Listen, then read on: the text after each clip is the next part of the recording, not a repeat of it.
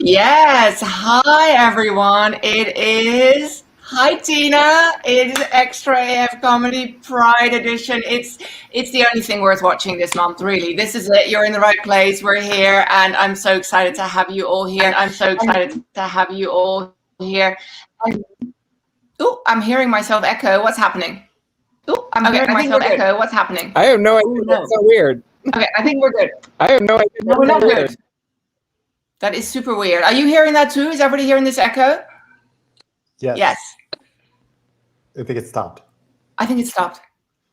Oh my God, it's so exciting. Like just when we thought everything was under control, it is like 2020 all over again. Just condensed in 3 minutes. Welcome to Lady Laughs Comedy, Extra AF Comedy Hour now. Today, yes, good. Give it up for yourselves. Because it is Pride Month. We are smashing the patriarchy and we are just all equal. Yes, we do not have a headliner today. We are all just next to each other in the lineup because that is how we think at Extra AF Comedy. We don't have hierarchies. And so there's 6 of us. And the reason we chose 6 is because we don't have the metric system in the United States. And so 6 here is like 5 in Europe, or maybe 10. I don't know. Divide by 9, subtract 32. I don't know how that works. Anyway, one thing I do know, it's definitely non-binary. Okay, come on, give me more than that. I worked on that joke. It's a math joke. Was it a dad joke? Did you think that was a dad joke, my non-binary joke? Dad joke? Yeah, I don't believe in dad jokes. I believe in sperm donor jokes. Yeah. Thank you. And speaking of, my son... My son graduated middle school this week, and to celebrate, we're going to Yosemite National Park. Yes, we are going off the grid. We are going to make some memories. Yes, I know. And I think 5 or 10 years from now, he will look back on this weekend and he will forgive me. Maybe. Maybe 20 years. I don't know. He's not wild about the off-the-grid thing. And I'm not wild about the bears. Now, let me tell you about bears. Bears have really good PR. Like, you know, when you're little, people give you little teddy bears and you sleep with them and they're so cute. And then when you're older, maybe when you go on a date, you hand someone like a little cute bear and it's all sweet and everything. Well, turns out in real life, if a bear as much as sees a candy wrapper in your car, it will break the window and kill you. Oh.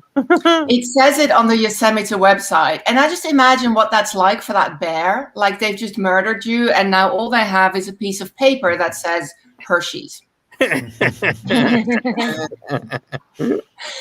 I have to really, really clean my car. And that's just a whole nother level of pressure that I have going on right now. Bears are really like sensitive. And so they give you, in the park, they give you these boxes, they're bear proof. And you have to put all your food in there, but also everything that is scented, like deodorant. Because a bear will kill you for a can of Axe. We did not know that. It's new information, but let me tell you one thing. We finally know now who started that whole Tide Pod thing. They blamed the stoned teenagers, but it was the bears in Yosemite. Yeah. Anyway, I'm good. I have my bear-proof snacks. I'm all set with my bear-proof snacks, by which I mean canned alcohol. I'm ready. Yes. Speaking of bears, segging nicely into this little story, my son asked if we could have Panda Express last weekend. He's like, it's a long weekend. Can we get Panda Express? In our house, we love Chinese food. We also like Panda Express. And so I got the family meal. You get like 5 dishes. And I got home and I realized they had given me double chicken and no tofu. It's like the cook was saying, nobody's vegetarian on my watch. Not happening. And so I went back and I explained the situation, and the person got the manager, and the manager said to me, did you bring back the chicken? And I'm like, no. What would you do with it? Would you give it to somebody else? And is that where my tofu is coming from? And she said, no, I have to see it to make sure that it's extra. At that point, my inner asshole kind of manifested as my outer asshole. And I said, you know, the only way I could evidence that it's extra is if I bring all 5 dishes from my home in a pandemic, show them to you, and then take them back and feed my family. It just doesn't make any sense. Well, the manager had no time for my logic, so she kind of hands me the tofu and she goes, next time bring the chicken. And at this point I realized, and Karens the world over, I need you to sit up and pay attention. The manager is not on your side. The manager is not on your side. That is not how capitalism works. If the manager were on your side, they would not be the manager. Right? Fair. I learned that in Panda Express. And I was reflecting on that, and I remembered this ancient Chinese proverb. How does it go? Hang on. Let me just see. Have a mouth as sharp as a dagger, but a heart as soft as tofu. That's me. That is so me. Listen, before I get our next comedian up here, I just want to share this with you. This is my pride observation. I'm just going to share a little bit of personal information with you, which is that I like my women the way I like my coffee. Expensive and probably not worth it. Also, first thing in the morning.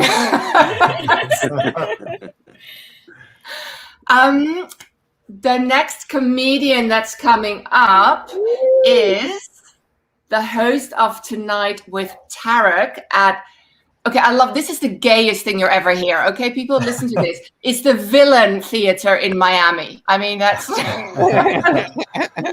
and the show is called Tonight with Tarek. I so want to be on it. Are you guys vaccinating these days? Can I go to Miami? Is it safe? What's happening with the Republicans and the guns and the vaccines and everything? All right, we'll talk about this later.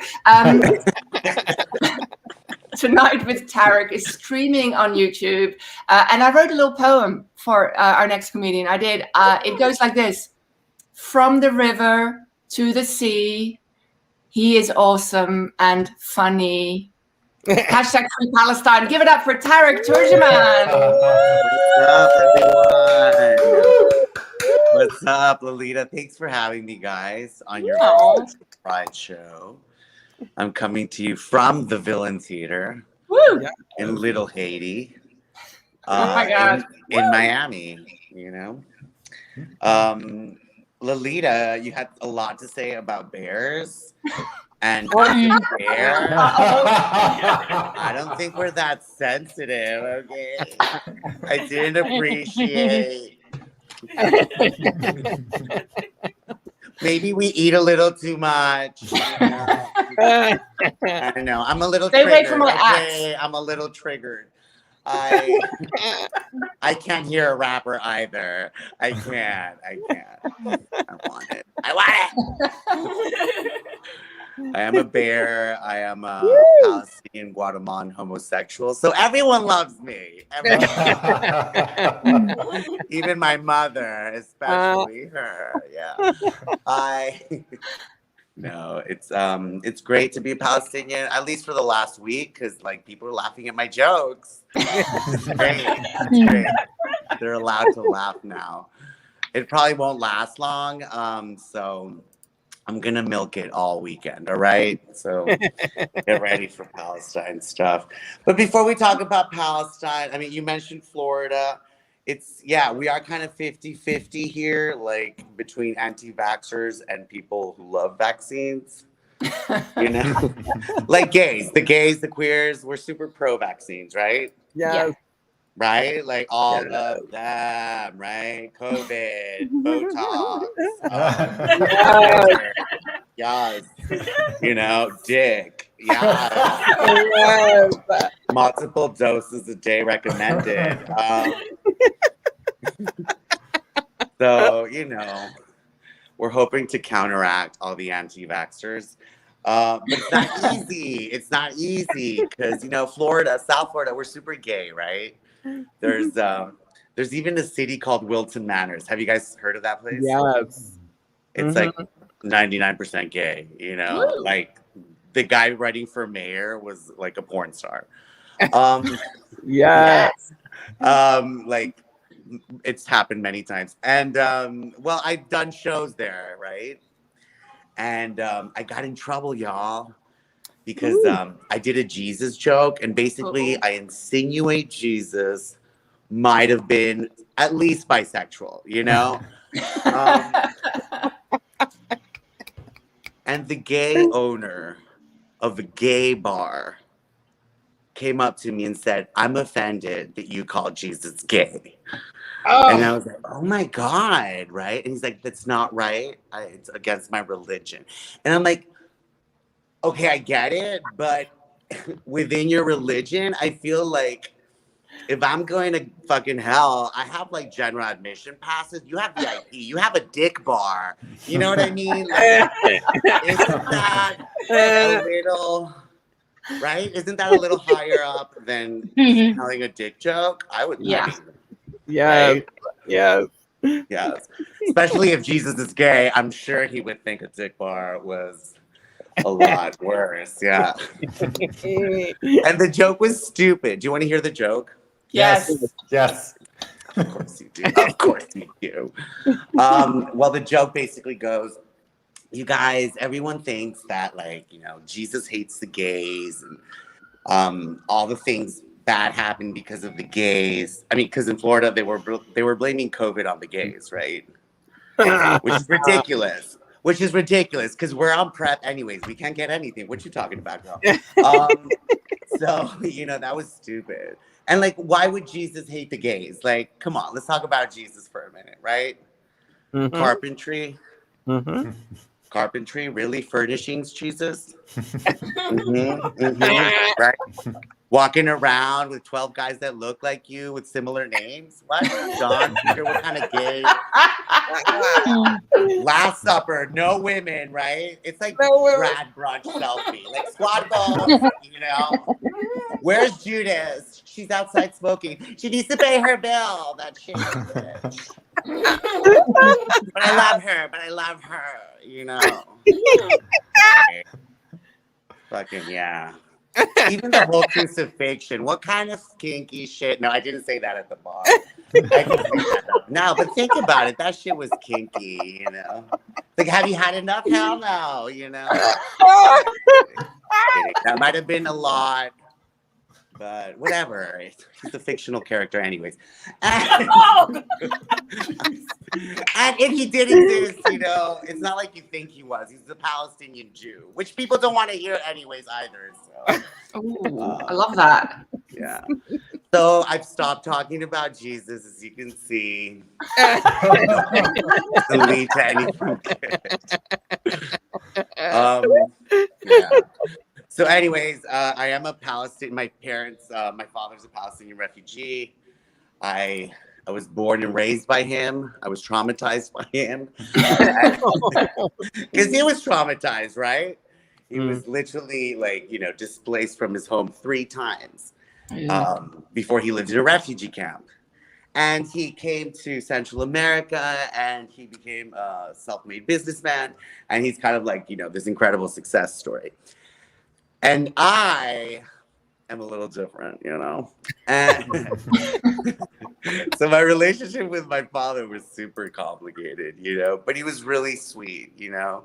And like, he didn't know anything about gay culture, right? So he was like completely oblivious, which made it hilarious, you know? Because he would go on business trips and he would call me from like some CD shop somewhere in, you know, whatever city he was. He's like, Habibi, what is the CD that you want again?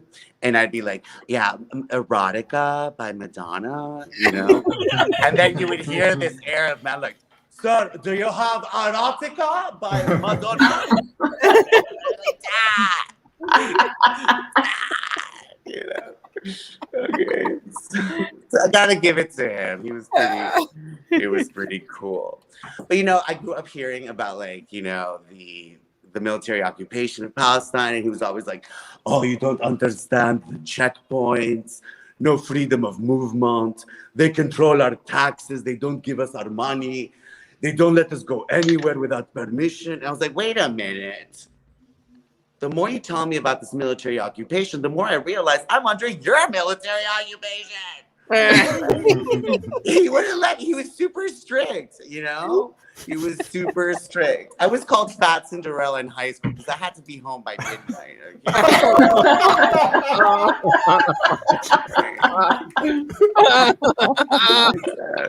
You know? And it was crazy. I'm like, Dad, you always have checkpoints. You're smelling my breath, asking me where I've been, who I know. Right? You're always withholding my tax duties, my allowance, right? Always asking me why I need money, you know? It's just like, you know, it's just like an occupation that you don't let me go anywhere. I'm under your freaking blockade, you know? But whatever. I learned how to sneak out, right? Because, you know, I had to make the Gazans proud. No one's fucking blockaded, okay?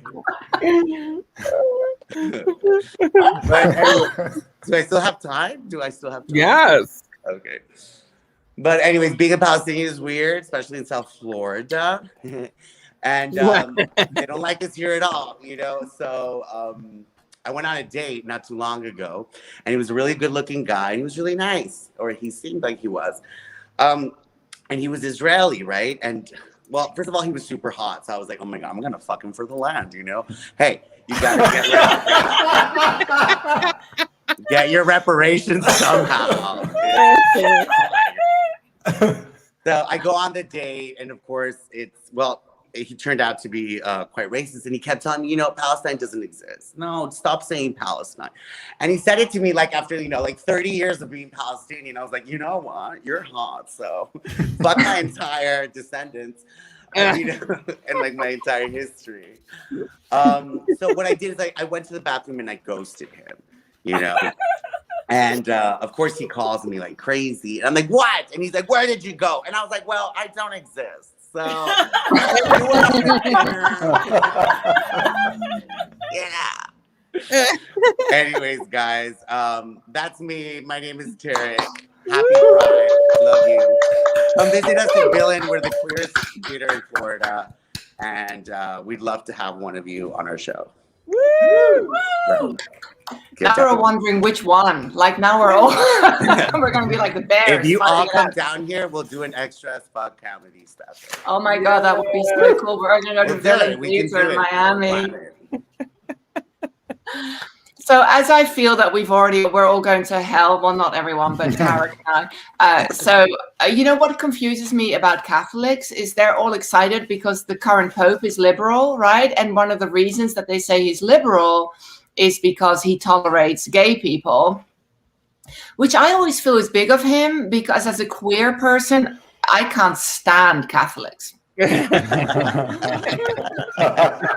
Ew. Our next comedian is a San Jose. You know what I realized the other day? That song, "Do You Know the Way to San Jose?" That's actually about San Jose, like the one that we live in. It's amazing. I've loved that song my entire life. It's such a great song. And there's a salsa version. Yeah, people at home, this is not just comedy. There's also general knowledge coming your way. There's a salsa version with Celia Cruz. She's amazing. She's like, "Oh, ¿dónde está el camino a San Jose? San Jose." It's great. Anyway, sorry. I just got a little bit triggered by seeing San Jose on my cheat sheet. Next comedian is like, "Is it my set? Is she back on? What's happening?" Okay. The next comedian is a San Jose-based comedian and producer. They are the CEO and over royalty. Yes. Bangu Productions. It says Lord on my sheet. We're not doing that. Because we are smashing the patriarchy. I told you.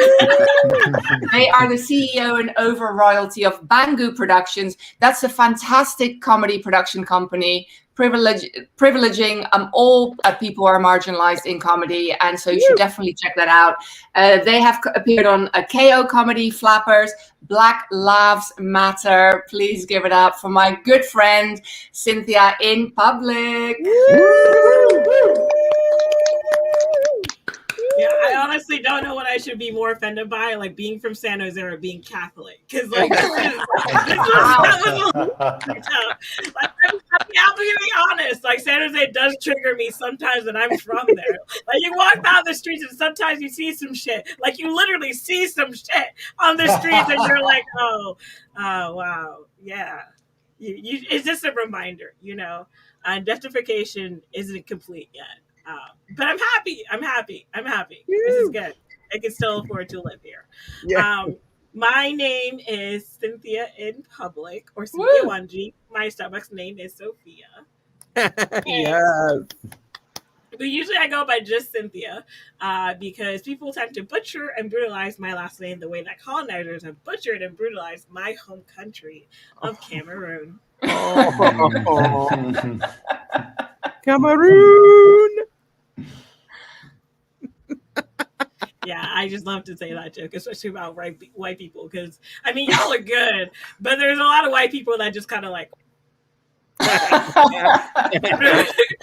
know, like, is it too soon to laugh at this joke? Like, can I laugh?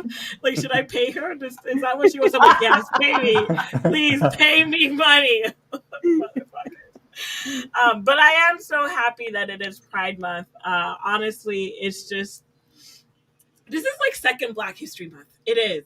Because Juneteenth is happening like in the middle of this month, you know. So all the Black people, we're literally like getting ready for it. And like, not only that, but I'm LGBTQ, so I get an entire other month to myself. Like I was just going on at work, like, this is my month. Like, I am Pride. And, you know, like the corporations, the way they are now, everyone is all of a sudden into rainbows. And then they're releasing like some merch, and I'm just like, I'm gonna buy you, because this is the one time a year I get to celebrate me being me. And then the rest of the 11 months, I'll just never mention it again. Ever. Just never. It's great. I can go into hiding. It's fine. But like being a Black LGBT person is interesting because I feel like I just choose one. You know, I'm just like, okay, racism. I guess that's the default option. Okay, like I'll take it. Right? I can't not take it. You know, I don't have the money for the MJ vaccine or cure, whatever. then there's sexism. Like, all right, my boobs are too big to hide in hoodies. Like, I guess I'll take the sexism, right? But then like the LGBTQ, I'm like, all right, I'll just like selectively hide it at work, and then just like explode rainbows outside of work. And that's just how I deal with it, you know? Like, I'm a bisexual, gender fluid woman, which means the only people that truly appreciate me for who I am are straight couples on Tinder. Yeah. And for like a lot of people too, it's just like, what is gender fluid? Like, because I don't always say this, but like gender fluid is just like, it just means you're a whore or a slut for pronouns. Like, call me he, call me she, call me they, call me z, call me them. I'm like, yeah, buddy, every day, all day. But like, I don't like to explain it to people, so I just tell people it's confusing. So you can just call me she or whatever. Like, I don't know. So yeah, I literally just like downgrade and explain myself away, which hopefully one day we'll stop doing. But I don't know. Like, let's talk a little bit about just being ourselves, right? I think COVID was a really tough on all of us, especially my own mental and physical health. Like, I was on the couch crying for like a whole year, and like my cat was next to me, like he was just like, all right, I guess we're just napping together. That's how it is. And then I would go on the toilet and be like crying for like a whole hour. My cat was like, all right, I guess I'll just sit on your lap, and I guess this is just how it is. And that's just my way of saying that I got a cat to get through COVID. Yeah, he really helps in the bathroom mostly. It's really nice. Like, he keeps my lap warm. But something that did happen, you know, like after like I spent a while taking care of my mental health, which is very important for all aspects of your life. Like, you know, now I feel like I'm very good. So like I was having a conversation with my mom, and then she was saying something kind of homophobic. I was like, she was just like, oh, what if you're a lesbian thing, blah, blah, blah. You shouldn't let people think that. I'm like, what if I was a lesbian thing, Mom? And she said, I would kill myself. Oh, wow. And of course, I came out right then and there. I'm like, Mommy, I'm bisexual. I am a lesbian thing. And then we got into a versus battle. But not like the fun hip hop kind, but like the Bible kind. She was just like, Genesis 2:4, Adam and Eve, not Adam and Steve. Right? And I was just like, first of all, okay, God created two people as a test case. Okay, they were breeders. They weren't in love. Okay, you can't really compare Adam and Eve to each other. Mother, okay, your mother now, not mommy, because you rejected me. And then she's just like, okay, Leviticus 18:22, Sodom and Gomorrah, they were gay, so they got burned up by God. I'm like, that's just because of corporations, okay? What happened, though, what had happened in the Bible was because they were raping people, and because they didn't care about their poor people, because they were in a capitalistic system where there were rigid hierarchies that did not care, and there was a large income disparity between the bottom top and the top and the bottom. God burned them all to hell, okay? Yeah. Okay, it's not about them being gay. It's about them being evil capitalist, mother. Yes. And yeah, we're still speaking. It's gonna take a while. But if anyone has any more material for my versus battle, please let me know. It's hard arguing with a Catholic. Like, I'm Catholic adjacent. She's like hardcore Catholic, so I'm working with a lot here. But otherwise, like, my hair has been kind of a big thing I've been working on during quarantine. Like, unlike a lot of the white girls that I know that had like a mental breakdown and gave themselves bangs, I didn't. I have instead tried to grow out my hair, and it made me realize something. I've always wanted hair that was like boob length, right? Like very long boob length, right? But then I realized as my hair is growing longer, so are my boobs. Like the rate at which, you know, my hair is growing longer no, sorry, my boobs are growing longer. It's a lot faster than my hair, so it's never gonna be boobs. Like if I was not wearing a bra, my boobs would just be at my belly button.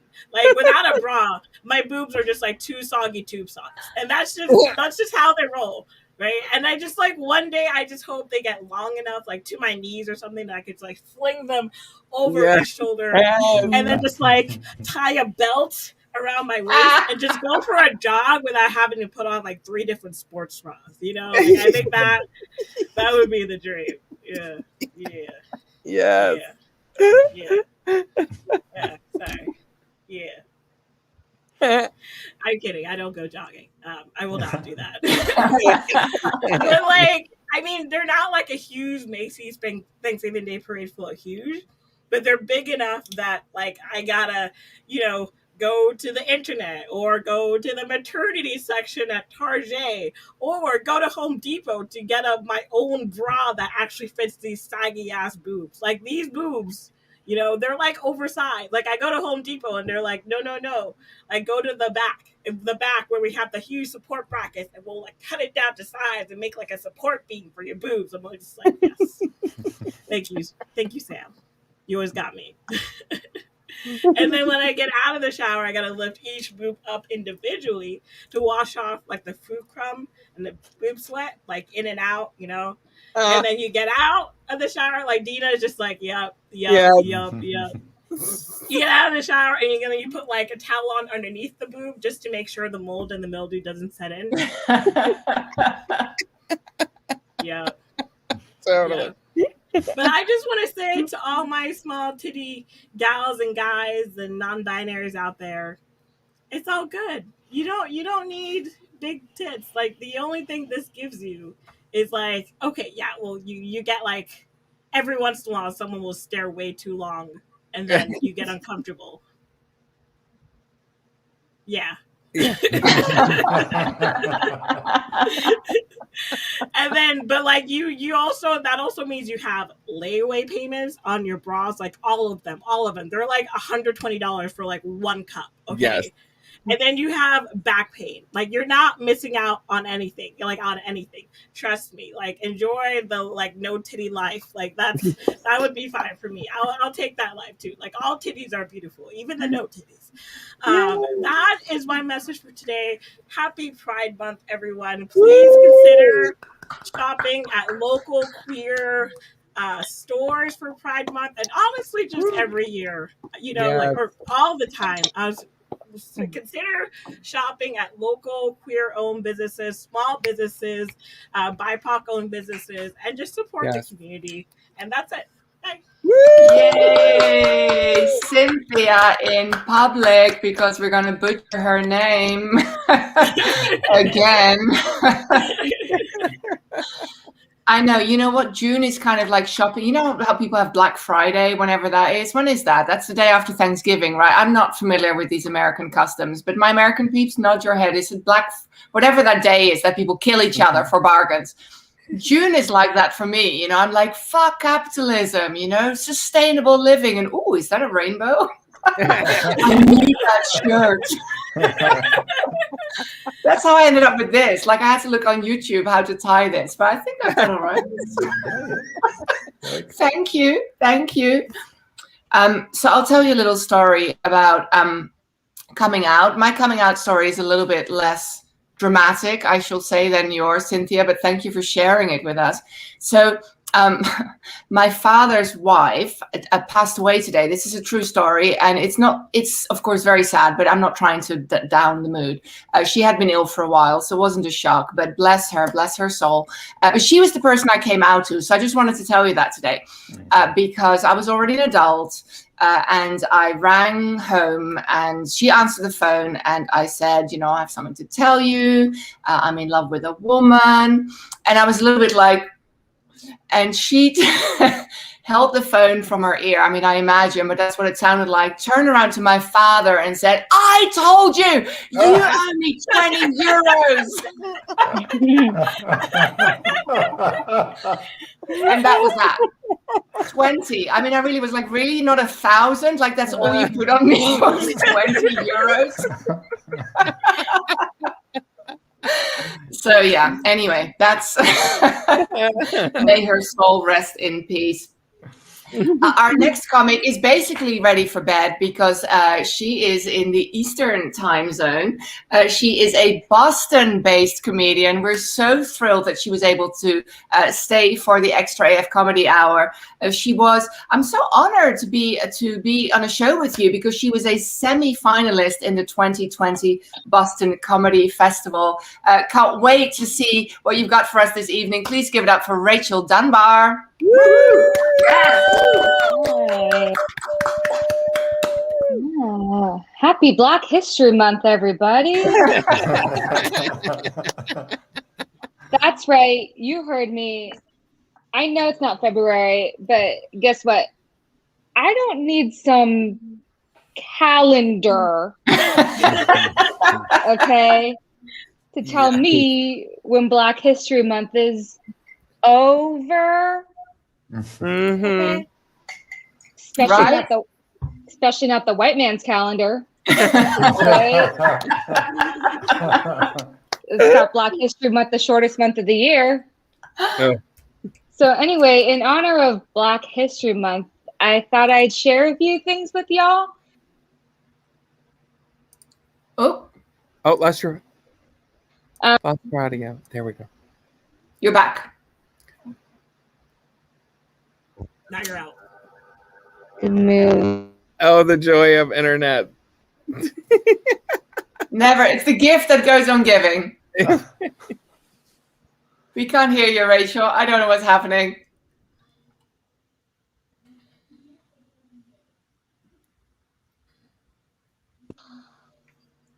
We heard you in the beginning. Oh, there you go. She's back. Okay. Yes. I don't know what happened. I think the internet found out I was talking about reparations, and they were like, because I was on like the punchline. It was a really great joke, and no one was reacting. I was like, what happened?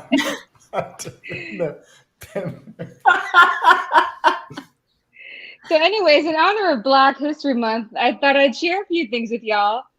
Like my Venmo username. Yes. There we go. I'm not kidding. Get your phones out. I know you have the app. My username is Rachel-Dunbar-5. Let's go. I'm trying to get my reparations this year. Yes. Yes. If you don't have money for me, that's fine. I will accept large plots of land. Or a mule. Matter of fact, I don't care about the money. I don't care about the land. I just really want a mule. I got things I got to transport. I was recently mistaken for another Black female comic, and this is something that happens to Black people a lot. Like white people will mix us up with the one other Black person that they know. And so my question for white people is this, right?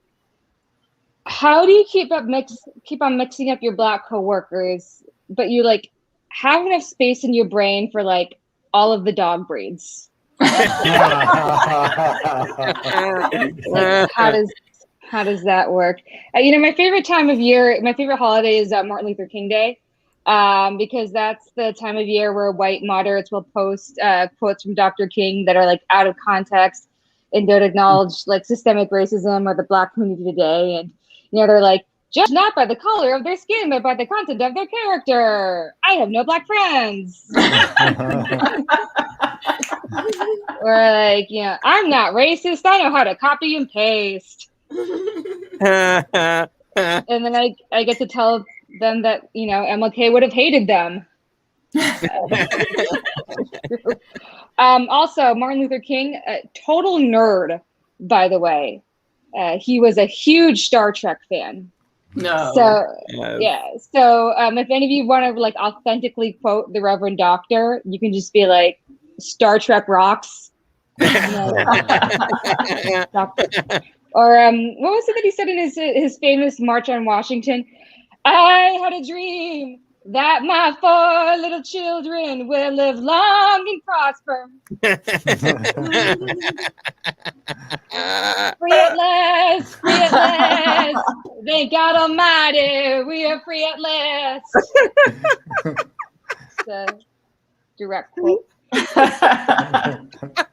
You know, I know I talk about race a lot, but you know, the thing is, I have this deal with the universe where I'll stop talking about race when people stop being racist to me. Yeah. And I'm more than willing to keep up my end of the bargain. But the universe, not so much. I get a lot of racist trolls. I created this space during the pandemic online for Black comedians, and I made a post about it on Facebook. This white guy came and commented on it. He goes, "Well, why is it just got to be for Black comedians? Like, oh my God. You wouldn't like it if I just made a space just for white guys." Which is like every comedy. And the worst thing about that whole interaction was yes, Cynthia. The worst part about the interaction was his last name was like Jankowski or something like that. And I was like, wait, Jankowski, that's like Polish, right? Like, that's not even a top tier white. Like, it's one thing for someone to be racist to me, but for that person being racist to me to be like a second string white, like, that's just embarrassing.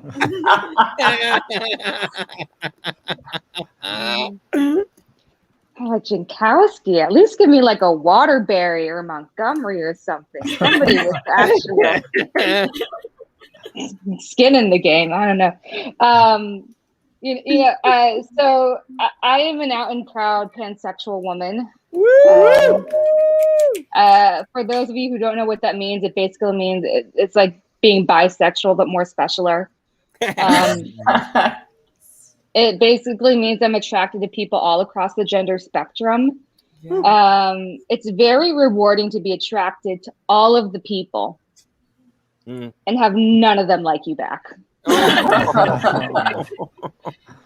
It's a big problem in the queer community. Speaking of which, I've been thinking a lot recently about the people who've made the gay community look bad. Ellen DeGeneres and Pete Buttigieg and Jeffrey Dahmer. Because when Jeffrey Dahmer got caught, all the gays were like, "Damn it, Jeffrey, you were just supposed to eat the ass." And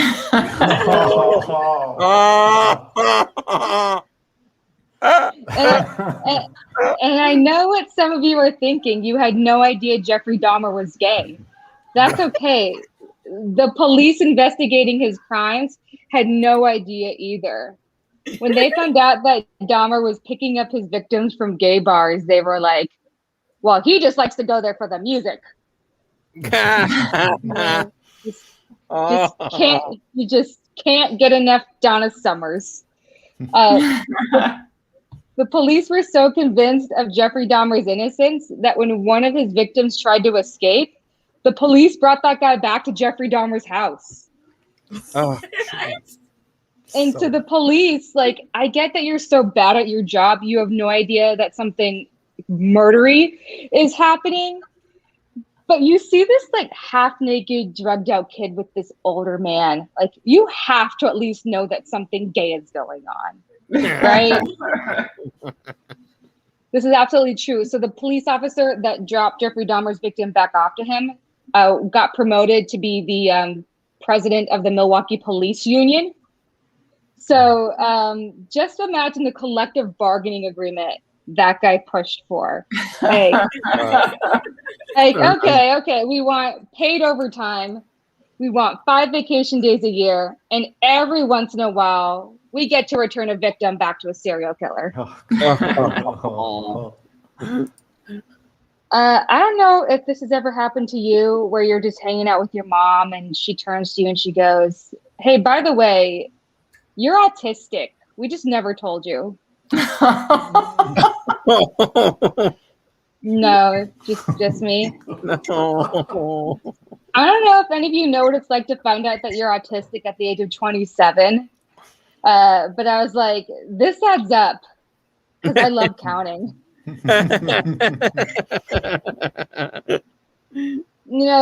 I tell people I'm autistic and they're like, have you tried cutting out gluten? Oh my God. And I'm like, what is up with gluten? I feel like as a society, we have given gluten way too much power. Yes. Like it makes you gain weight, it makes you tired, and it makes you obsessed with trains. Like, what is up with grains? I hate those people that are like, oh, by the way, it's not, you shouldn't say autistic person, it's person with autism, right? Because first of all, I've never heard anyone with autism say this. And second of all, the people who say this, they don't care about autistic people. They just want to prove to everyone how woke they are. And so I just want to tell these people, like, you're a shitty person. Mm-hmm. No, I'm sorry. You're a person with shittiness.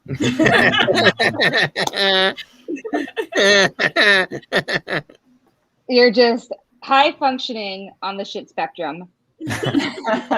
All right, I think I'm gonna end it right there. Thank you, Richard Dunbar. That's my time.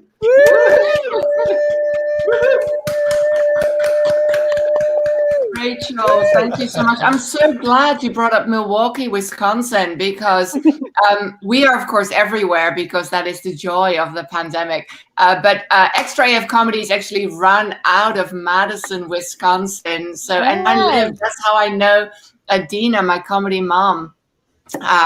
Because I lived in, there she is. I lived in Madison, Wisconsin for 10 years. And now in the Bay Area, when I say I used to live in Wisconsin, like that's the landing, it's the punchline.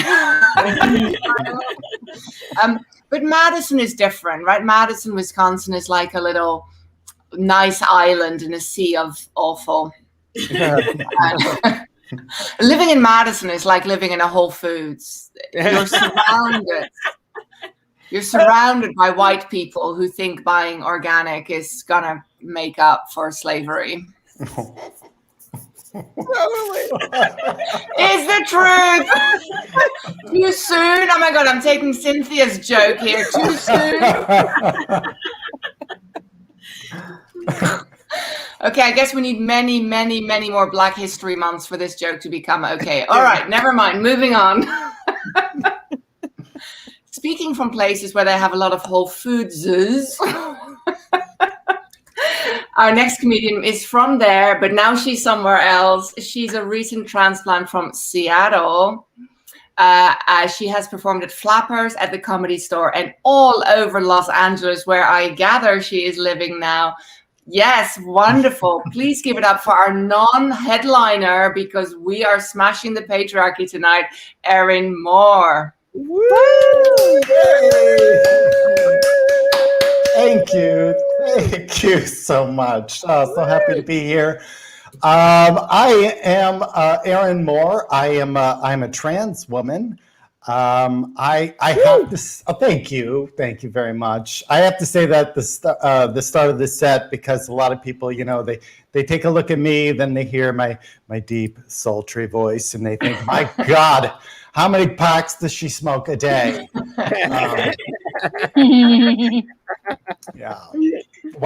So while only half of Americans hate trans people, everybody hates smokers. So I want to get that out of the way. I come from a life of privilege. I used to be a man. It was a bit of a drop down that privilege ladder. I was cis, hetero, male, white. Now I'm the fourth freaking letter in LGBT. Yeah, I had to become bisexual just so I could move up a notch. I did.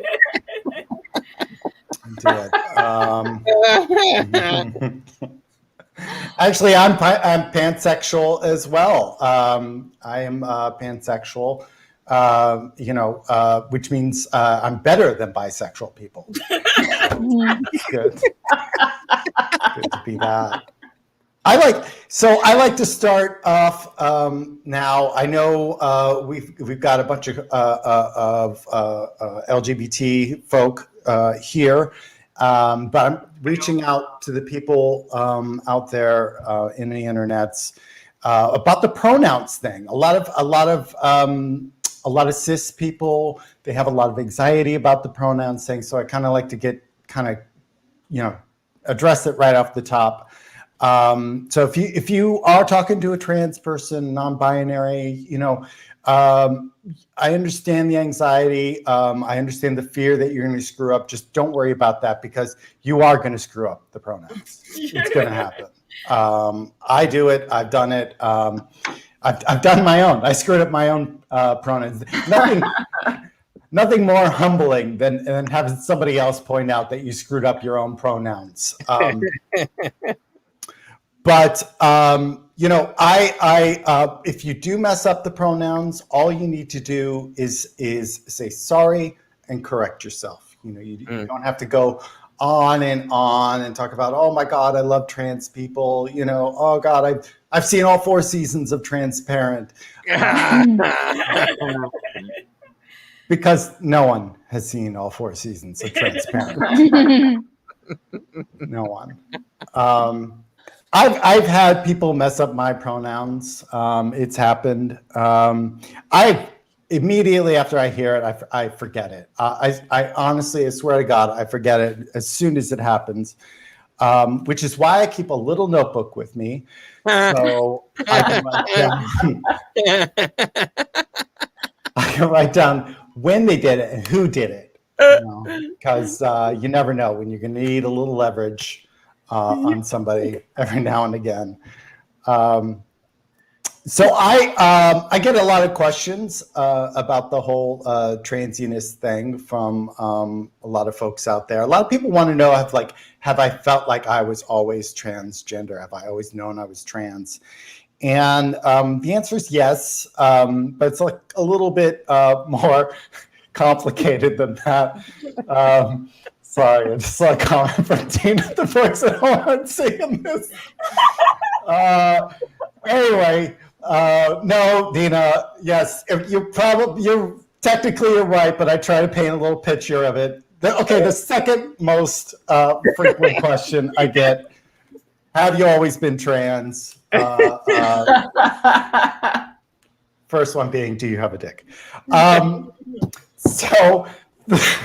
Yes, I have always known I was trans, but I didn't have a whole lot of transgender icons to look up to when I was growing up. I grew up in the dark ages, pre-woke era, the 80s, really. But back then we didn't have the icons, we had basically Mrs. Doubtfire and that guy from Silence of the Lambs. So those were our transgender icons. Yeah, it's like, Hollywood. Okay, at least stick with one message. All right, are transgender people creepy, or are we serial killers? Pick one lane. If you do combine those two, my only impression. Hello, I want to wear your skin.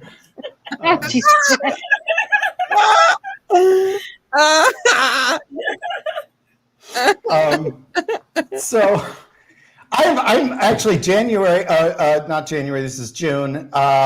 This is coming up on my 4-year anniversary of being on female hormones, everybody. Oh, thank you. Thank you so much. Thank you for applauding 4 years of heavy drug use. I appreciate that. Because everybody knows, especially the ladies, them hormones will fuck your shit up. Sure. But I've been absolutely loving the hormones.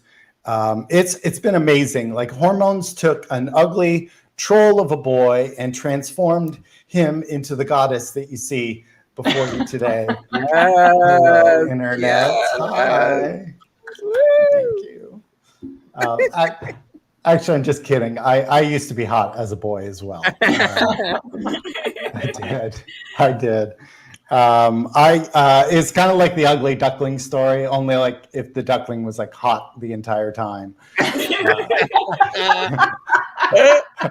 It's not as many morals in that story, but at least the pictures are pretty to look at, you know. So I take 2 pills every day. I take estrogen. Estradiol is the name of the pill, and the second pill I take is called spironolactone. And what that does is it blocks the testosterone that my body still produces. Guys, and they call it T now. A lot of things like the drug commercials, they call testosterone T, which always makes me think of Mr. T. But honestly, if you think about it, he's probably not the worst spokesperson for testosterone. I think.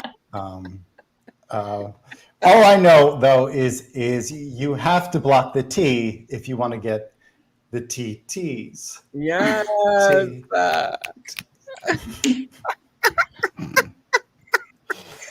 So a lot of people they're curious about like what it's like going from being on testosterone to becoming an estrogenian, and like us ladies, I like to put it this way. I don't know if you guys have heard this. I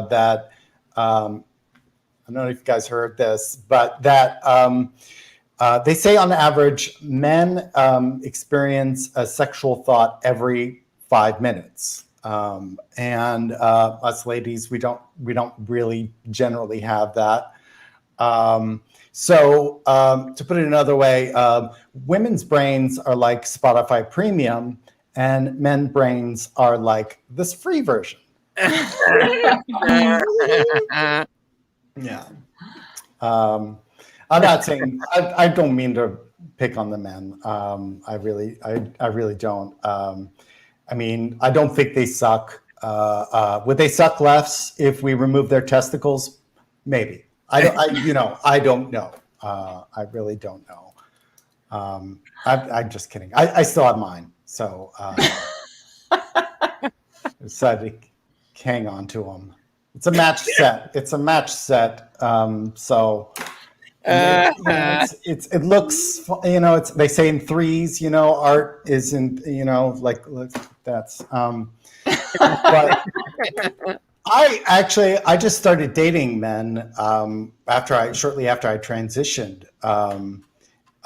And wow, that was an eye opener. I thought I understood men. I really did. I was living among the men. I was like Jane Goodall amongst the apes. I was.